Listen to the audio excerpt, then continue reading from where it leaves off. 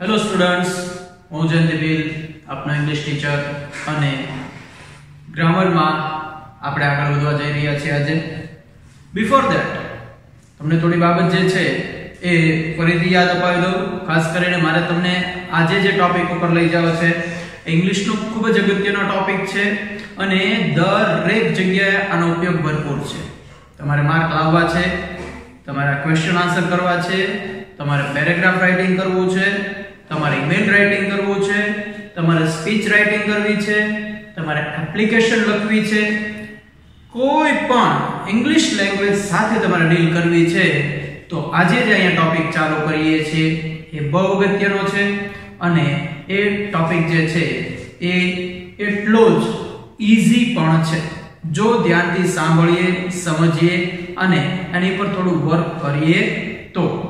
અને એ ટોપિક એટલે tense. Okay, કાળની શરૂઆત આજે આપણે કરવા જઈ રહ્યા છે. પાર્ટ ઓફ 6 ના આપણે ઓલરેડી 5 ટોપિક જોયા છે, પણ મારે જે તમને ટેન્સ કરાવવા છે, ટેન્સ માટે જરૂરી મટીરીયલ મેં તમને આપી દીધું છે. તમને નાઉનનો ખ્યાલ છે, તમને પ્રોનાઉનનો ખ્યાલ છે, તમને પ્રિપોઝિશન્સનો ખ્યાલ છે, તમને વર્બનો ખ્યાલ છે, તમને એડજેક્ટિવનો ખ્યાલ છે.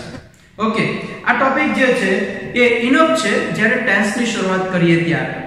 ટેન્સ માટે બેઝિક આ ટોપિક પહેલા ક્લિયર હોવા જરૂરી છે અને આ ટોપિક ક્લિયર છે તો ટેન્સ જે છે ઈઝી લાગશે અને તો ટેન્સ એ કવર કરી શકશો. અધરવાઇઝ ટેન્સ જે છે એ હાર્ડ લાગશે. તમે ટેન્સ ઓલરેડી ઘણા સ્ટાન્ડર્ડમાં તૈયાર કરીને આવ્યા છો.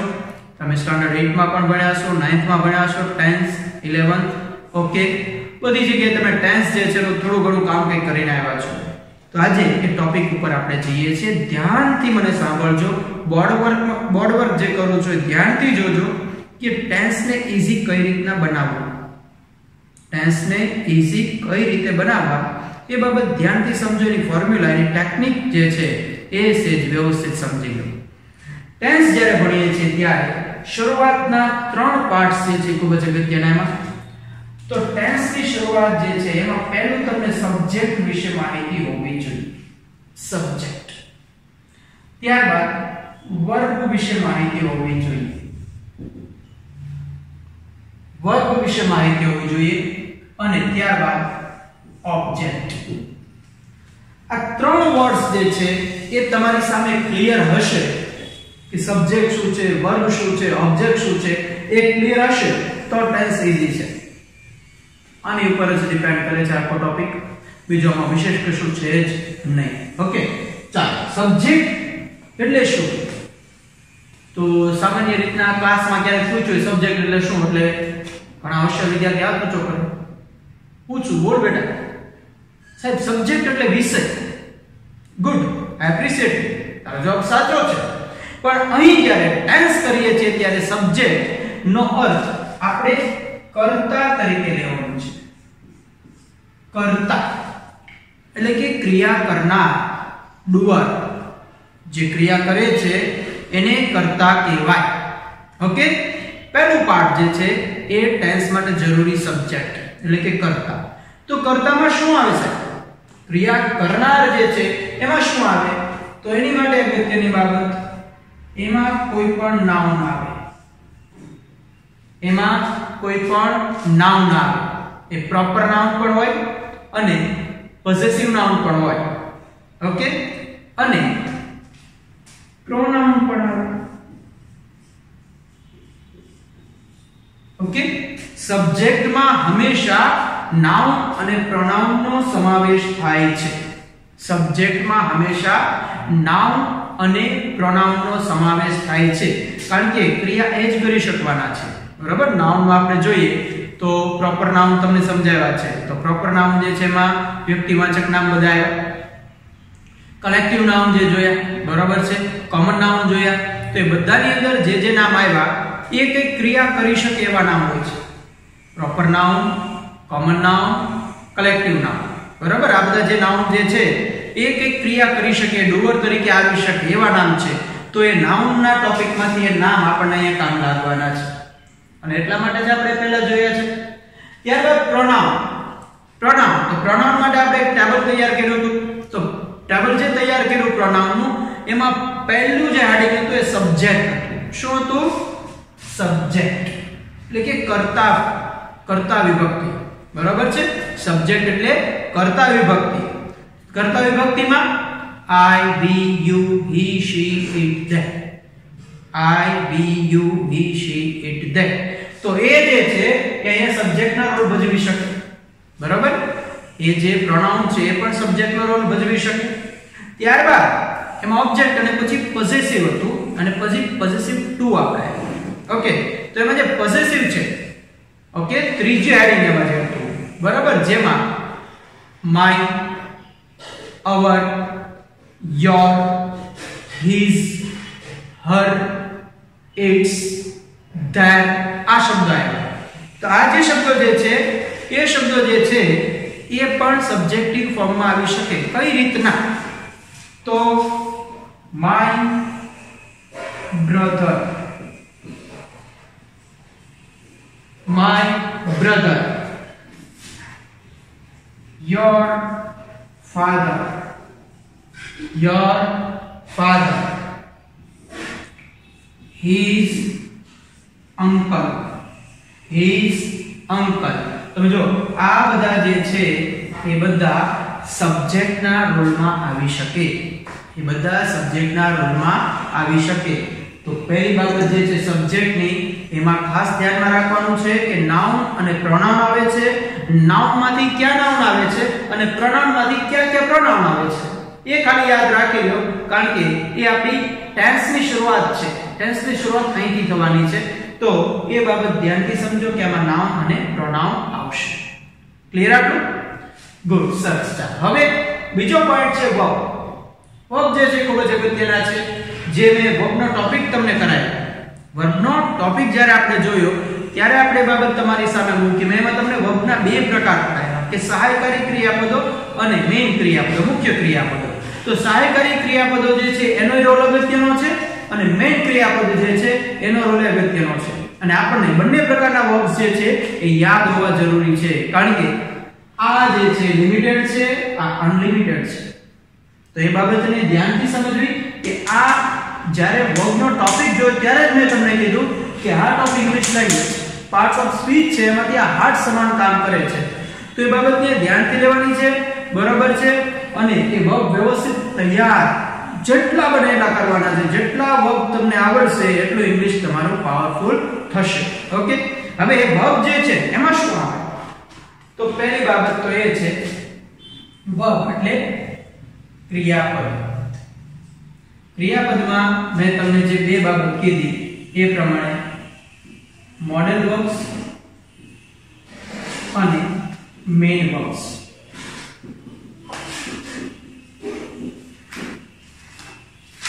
મોડેલ વર્બ્સ અને મેઇન વર્બ્સ જે તમારી પાસે ઓલરેડી લખેલા છે, તમે ઓલરેડી નોટ ડાઉન કરેલા છે.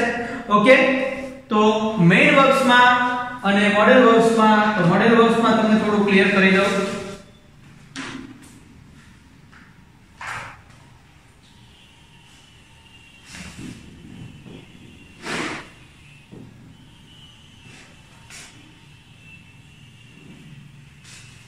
મોડેલ વર્બ્સમાં આપણે અહીંયા એવું બતાવ્યું તમને do, does, did, do, does, did, am, is, are, am, is, are, was, were, have, has, had, do, does, did, am, is, are, was, were, have, has, had, shall, should, will, would, can, could,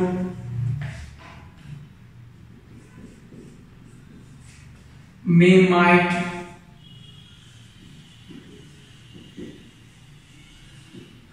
આ બધા જે છે એ મેં તમને cover કરાવેલા છે, તમારી પાસે લખેલા છે. આ મોડેલ વર્બ્સ છે, બરાબર? સહાયકારી ક્રિયાપદો. આના પણ બે પ્રકાર પડે છે, પણ ત્યારે તમને લખાવેલું છે. અત્યારે બાબતને ધ્યાનથી સમજીએ. જેથી કરી ટેન્સ સરળ થઈ જશે. ત્યારે પણ એ બાબત મેં કરેલી, અત્યારે ફરીથી કહું છું કે ડુ ડઝ છે ડુ ડઝ ડીડ, એના પછી આ મેઇન વર્બ છે એનું V1 આવે. મેઇન વર્બ જે છે એનું V1 આવે. મોડલ વર્બ જો ડુ ડઝ ડીડ છે તો એની સાથે મેઇન વર્બ છે એમાં V1 આવે. એવી રીતના એમિઝાર વોઝ વેર છે તો મેઇન વર્બ જે છે એને વર્બિંગ થઈ જાય. બરોબર, એનું વર્બિંગ થઈ જાય એટલે કે ing લાગી જાય. મેઇન વર્બ જે છે એને ing લાગી જાય. એવી જ રીતના have has had છે, એ have has had છે તો એને મેઇન વર્બ જે છે એનું V3 લાગી જાય. મેઇન વર્બ જે છે એનું V3 નું રૂપ એની સાથે આવી જાય. ટૂંકમાં યાદ રાખીએ ડુ ડઝ ડીડ સાથે V1, am is are was were સાથે વર્બિંગ, have has had સાથે V3. ઓકે, અને આ બધા જે વર્બ છે shall, should, will, would, can, could, may, might, okay, આ બધાની સાથે હંમેશા V1 આવે. ટૂંકમાં આટલી બાબત તમને ક્લિયર થતી હોય તો ટેન્સ જે છે એનું અંદાજિત 40 થી 50% કામ પૂરું થઈ છે.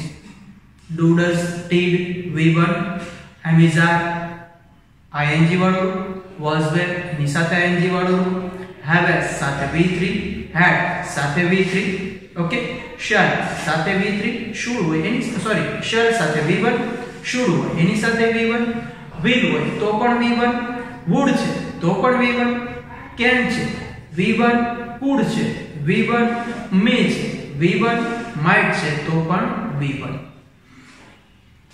આ પ્રકારે વર્બ જે છે એ બે વર્બનો આપણે ટેન્સમાં ઉપયોગ કરવાનો છે. મોડલ મેઇન વર્બમાં તમને ખ્યાલ છે કે V1 આવે, V2 આવે, V3 આવે અને વર્બિંગ આપણે જે કરીએ છીએ તે આટલી બાબત એમાં જોવાની છે. ઓકે, અને પછી આપણો ટોપિક જે છે એ છે ઓબ્જેક્ટ. તો ઓબ્જેક્ટ એટલે કર્મ. ઓબ્જેક્ટ એટલે કર્મ એટલે જેના પર ક્રિયા થાય તેને કર્મ કહેવાય. જેના પર ક્રિયા થાય તેને કર્મ કહેવાય. ઓકે, ટેકનિકલી આપણે એટલું સમજી શકીએ એમાં. તો એની અંદર પણ હંમેશા નાઉન અને પ્રોનાઉન આવે.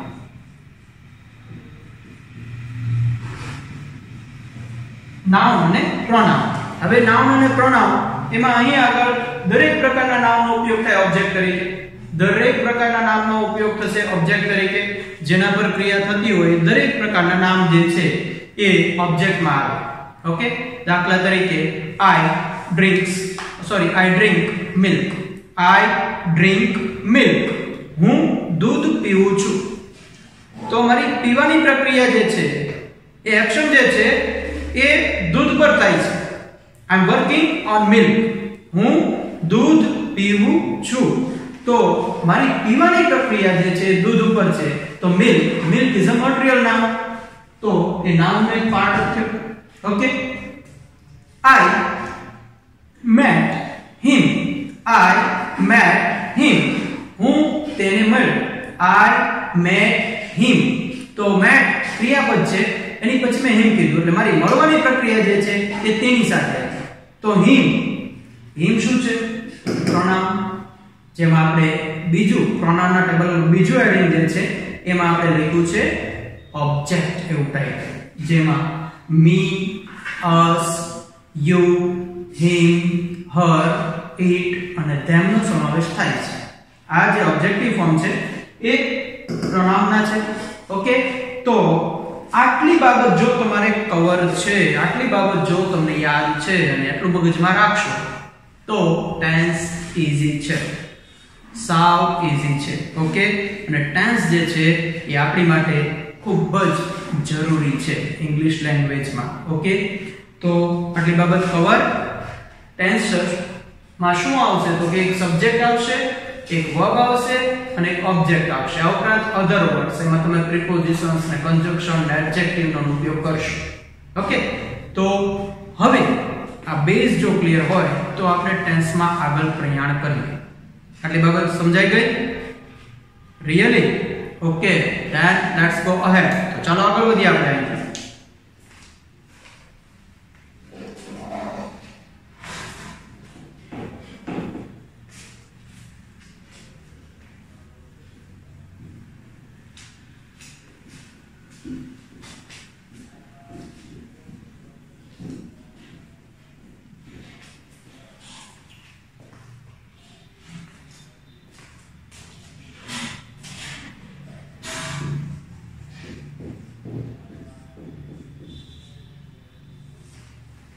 ટેન્સ એટલે કે કાળ. એમાં પ્રથમ ટેન્સ ની શરૂઆત કરીએ. The simple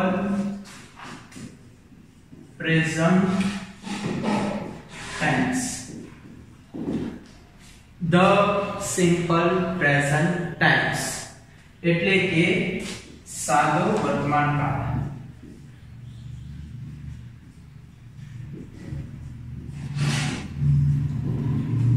the simple present tense એટલે કે સાદો વર્તમાન કાળ. ચાલો હવે આ ટાઇટલ છે અને આની ઉપર આપણે કામ કરવાનું છે. Ready? The simple present tense, સાદો વર્તમાન કાળ. શું છે સાદો વર્તમાન કાળ? તો સાદો વર્તમાન કાળ એ ખૂબ જ અગત્યનો કાળ જ્યારે ત્યારે તમારે ઇંગ્લિશમાં વાતો કરવી છે તો આ કાળ તમને ખૂબ જ ઉપયોગી થવાનો છે. Very useful tense. કારણ કે આપણે રોજબરોજના જીવનમાં જે વાતો કરીએ છીએ એ શું હોય છે? તો આપણી રોજની પ્રવૃત્તિ વિશે વાત થતી હોય છે અને સિમ્પલ પ્રેઝન્ટ ટેન્સમાં રોજબરોજની પ્રવૃત્તિ વિશે ચર્ચા કરવાની હોય છે. રોજબરોજની તમારી એક્ટિવિટી શું છે એની વિશે વાતો કરવી છે તો તમારે આ ટેન્સનો ઉપયોગ કરવાનો છે. બરોબર છે? ક્યારે જાગ્યા, શું ખાધું, ક્યાં જાઓ છો, શું કરો છો, વાંચો છો, લખો છો, આ બધી જે પ્રવૃત્તિ છે તમારી રોજબરોજની ક્રિયા છે. રોજબરોજની તમારી એક્ટિવિટી એ સિમ્પલ પ્રેઝન્ટ ટેન્સમાં day to day life, day to day action. તો એ સિમ્પલ પ્રેઝન્ટ ટેન્સમાં માટે એ ખૂબ જ અગત્યનો છે. બરાબર? અગત્યનો એટલા માટે છે કે વાતો કરવી છે તો આપણે રોજબરોજ નહીં કરતા. આપણે કે ભેગા થઈએ છીએ ત્યારે કે આપણે બેઠા બેઠા બીજા વિશ્વયુદ્ધની વાતો નહીં કરવા માંડીએ કે તું બીજા વિશ્વયુદ્ધમાં ક્યાં હતો, શું કરતો. બરાબર? એ વાત નહીં કરે. ગાંધીજી જ્યારે આપણે અસહકાર આંદોલન થયું તો અસહકાર આંદોલન તો ત્યારે તું શું કરતો હતો એમ તો એની વાતો આપણે નહીં કરીએ. આપણે શું કરશું? રોજબરોજની. અત્યારે રોજબરોજની વાત એટલે કોરોનાના કેસ કેટલા આવ્યા, કોરોના ક્યારે પૂરો થશે, ક્યારે સ્વતંત્રતા મળશે આપણને આ કોરોનામાંથી, એ આપણી આજકાલની ટોક ઓફ ટાઉન છે. બરાબર? તો અત્યારની રોજબરોજની ક્રિયા એ છે. પણ હજી એની કરતા જો ડિટેલમાં લઈ જાઉં તો અત્યારની રોજબરોજની ક્રિયા જે 2 વર્ષ પહેલા કરતા તે આજે જ કરીએ છીએ, તો 5 વર્ષ પહેલા કરતા તે આજે જ કરીએ છીએ, અથવા તો 15 વર્ષ પહેલા જે ક્રિયા કરતા તે આજે રોજ કરીએ છીએ. દાખલા તરીકે સવારે જાગવું, વાકઅપ, બ્રશ તો રોજની ક્રિયા છે. કોરોના આવ્યા પછી અટકી નથી. ઓકે, હા, સામાન્ય રીતના મુકે બંધ કર્યું હોય પણ એ ક્રિયા ચાલુ છે. ઓકે, પછી બ્રેકફાસ્ટ. ઓકે, પછી રેડી, ગેટ રેડી, પછી રીડિંગ, રાઇટિંગ એટલે કે read, write. Okay, walk, watch, listen, sing, sleep, bath, play. આ બધી રોજબરોજની પ્રવૃત્તિ છે, રોજબરોજ થતી આ ક્રિયા છે. નો ડાઉટ એમાંથી જે અમુક શબ્દો બોલે ન હોય, દાખલા તરીકે રાઇટ દરરોજ ન હોય. સમજાણો? દરરોજ આપણે ન લખતા હોય, સાહેબ ભલે કે રાઇટ આપણે લખતા હોય નહીં. રીડ એ કદાચ રૂટીન લાઈફ ન હોય બધાને, જે સાંભળે છે એને કહું છું, રીડ એ પણ કદાચ આપણી રૂટીન લાઈફ હોય નહીં. કારણ કે સાહેબ કે આપણે શું કામ રીડ કરવું જોઈએ? ઓકે, તો આ જે સામાન્ય ક્રિયાપદ જે હું તમારી સામે બોલ્યો કે આપણી રોજબરોજની ક્રિયા અત્યારે છે ને પહેલા હતી ને જે આવનારા સમયમાં રહેશે, તો એ સિમ્પલ પ્રેઝન્ટ ટેન્સમાં આવશે. ઓકે, ક્લિયર આટલું?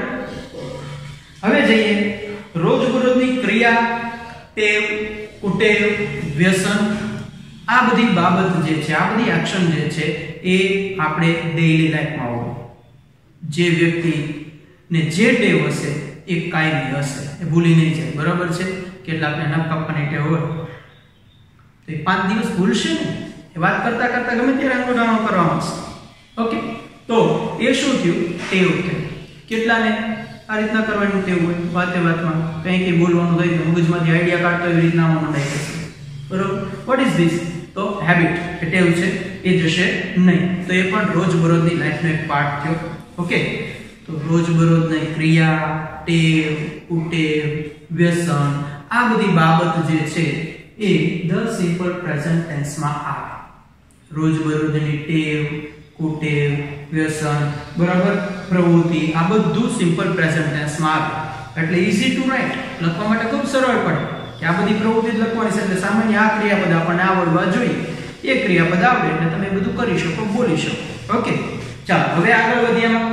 તો સૌપ્રથમ એના ઇન્ડિકેટર્સ એટલે કે કીવર્ડ્સ ઉપર તમને લઈ જાય.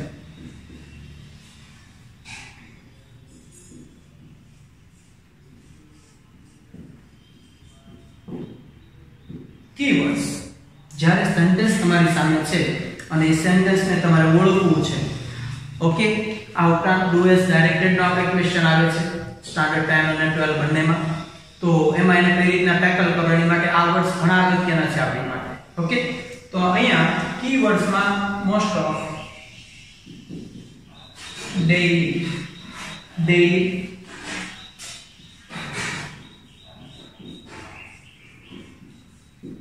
regularly,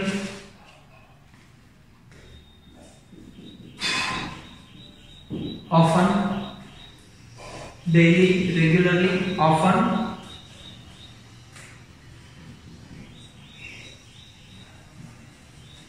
every day, એવી જ રીતના every week,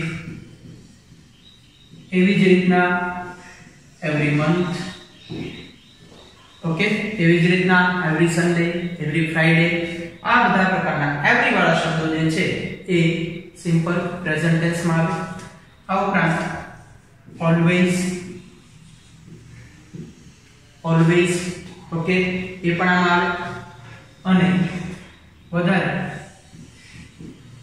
નેવર, આવા વર્ડ્સ જે છે એ સિમ્પલ પ્રેઝન્ટ ટેન્સ માં આવે છે. એના ઇન્ડિકેટર્સ છે. આ ઉપરાંત વર્ડ્સ હોઈ શકે આપણી સામે, પણ આ વર્ડ્સ મોસ્ટ ઓફ વપરાતા છે કીવર્ડ્સ તરીકે. Okay, daily, regularly, often, every day, every week, every month, every Sunday, every Monday, એવી રીતના લઈ શકીએ. ઓલવેઝ, નેવર વગેરે આ શબ્દો જે છે એ આપણને સિમ્પલ પ્રેઝન્ટ ટેન્સ નું ઇન્ડિકેશન કરે. ઓકે, સિમ્પલ પ્રેઝન્ટ ટેન્સ નું સેન્ટેન્સ છે. ઓકે, તો આપણે હવે એના કીવર્ડ્સ જોયા. હવે એની સેન્ટેન્સ પેટર્ન ઉપર જઈએ. ઓકે, તો જે કઈ બોર્ડ આપણી સામે છે એની સામે એની સેન્ટેન્સ પેટર્ન અને એક્ઝામ્પલ, એમાં જે કઈ નોટ છે એ બધું વર્ક જે છે આપણે હવે જોઈએ. તો પહેલા એની પહેલી સેન્ટેન્સ પેટર્ન બરાબર છે.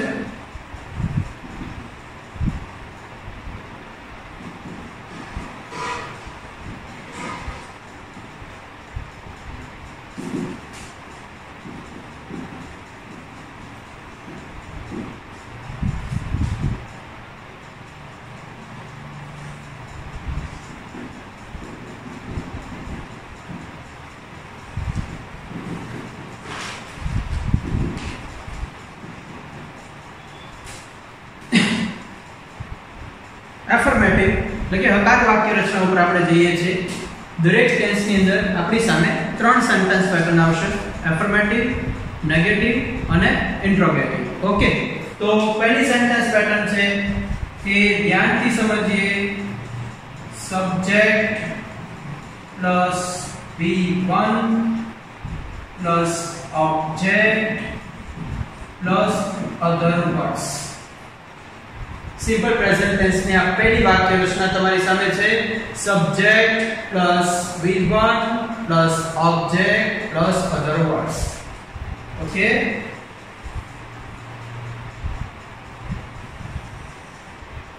પહેલી વાક્ય રચના ખૂબ જ સરળતાથી યાદ રહેવી છે, કારણ કે હમણાં જ્યારે મેં લખ્યું સબ્જેક્ટ વર્બ ઓબ્જેક્ટ એવું લખ્યું હતું, તો આમાં પહેલો પાર્ટ જે છે, શરૂઆત જે છે, સ્ટાર્ટિંગ જે સબ્જેક્ટ થી થઈ. મિત્રો સબ્જેક્ટ, ત્યારબાદ વર્બ અને ત્યારબાદ ઓબ્જેક્ટ અને આફ્ટર ધેટ અધર વર્ડ્સ. પહેલી વાક્ય રચના યાદ રાખી લો. બીજી વાક્ય રચનામાં ખાલી એ જ યાદ રાખવાનું છે કે એમાં ડિફરન્સ શું છે. એ ડિફરન્સ ખાલી યાદ રાખવો પડશે, પણ પહેલી વાક્ય રચના યાદ રાખવી ખૂબ જરૂરી છે. સાવ સરળ છે. Subject plus V1 plus object plus other words. Subject plus V1 plus object plus other words. Too easy. Okay, but you have to remember a not in this tense.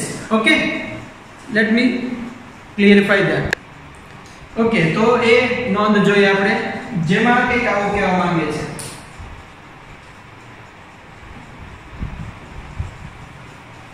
not નોંધ કંઈક આવી છે જ્યારે કર્તાના સ્થાને જ્યારે કર્તાના સ્થાને ત્રીજો પુરુષ એકવચન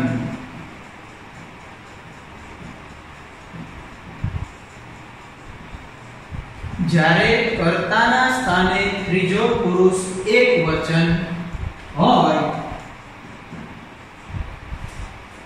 ત્યારે ક્રિયાપદના છેડે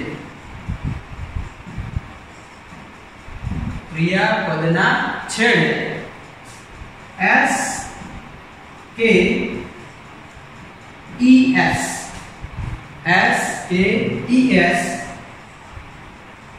પ્રત્યય લગાડવા. આ બાબત બહુ અગત્યની છે કે જ્યારે કર્તાના સ્થાને એટલે કે સબ્જેક્ટના સ્થાને ઇન પ્લેસ ઓફ સબ્જેક્ટ ત્રીજો પુરુષ એકવચન એટલે કે થર્ડ પર્સન સિંગ્યુલર હોય તો જે ક્રિયાપદ છે એટલે કે અહીંયા v1 છે એના છેડે તમારે s કે es એડ કરવાનું. ત્રીજો પુરુષ એકવચન હોય ત્યારે.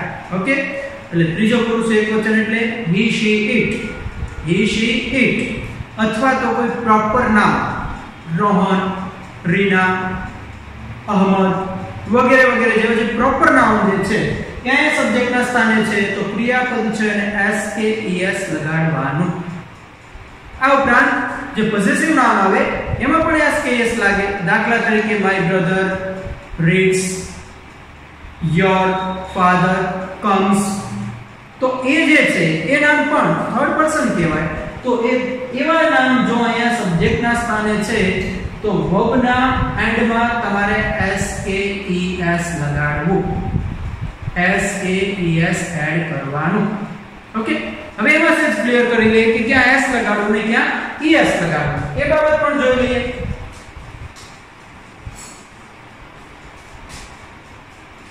જ્યારે કોઈ પણ વર્બના છેડે ch હોય, કોઈ પણ વર્બના છેડે ch હોય તો એને es લગાડવું. દાખલા તરીકે teach તો એનું થશે teaches. કોઈ પણ વર્બ છે અને ch હોય તો એને es લાગે. ફોર એક્ઝામ્પલ teach તો teaches. ઓકે, એવી જ રીતના y બરાબર, અને y ની પહેલા સ્વર, y ની પહેલા વ્યંજન, y ની પહેલા વ્યંજન એટલે કે વોવેલ્સ હોય. y પહેલા વોવેલ્સ હોય તો એનું y નું ies કરવાનું, ફોર એક્ઝામ્પલ cry તો cries. બરાબર છે, y છે એની પહેલા શું છે વ્યંજન છે, વોવેલ્સ છે, તો ત્યારે તમારે એનું ies કરવાનું રહેશે. ક્લિયર? આટલું સમજાય? આ ઉપરાંત જો o છે એટ ધ એન્ડ o છે તો એને es લાગશે, o છે તો એને es લાગશે. ફોર એક્ઝામ્પલ go તો goes. બરાબર, o છે તો એનું es લાગશે પ્રત્યય.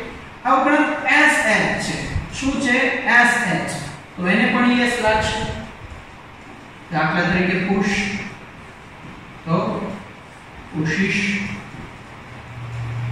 બરાબર, આવી બાબત જે છે એ તમારે s અને es માં ધ્યાનમાં રાખવાની છે. આના આધારે તમને ખ્યાલ આવે કે મારે ક્યાં s એપ્લાય કરવો છે, ક્યાં es એપ્લાય કરવો છે, y નું શું કરવાનું છે એ ધ્યાનમાં રાખવાનું. માત્ર વ્યંજન હોય તો જ આ બાબત y નું is થશે, વ્યંજન નહીં હોય તો માત્ર s લાગશે. ફોર એક્ઝામ્પલ પ્લે તો પ્લેસ play તો plays પ્લેસ.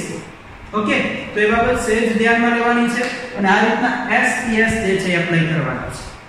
આજના લેક્ચરમાં આપણે આટલી ચર્ચા રાખીએ છીએ અને એક્ઝામ્પલ, નેક્સ્ટ સેન્ટેન્સ પેટર્ન એ બધું આપણે નેક્સ્ટ લેક્ચરમાં કવર કરશું.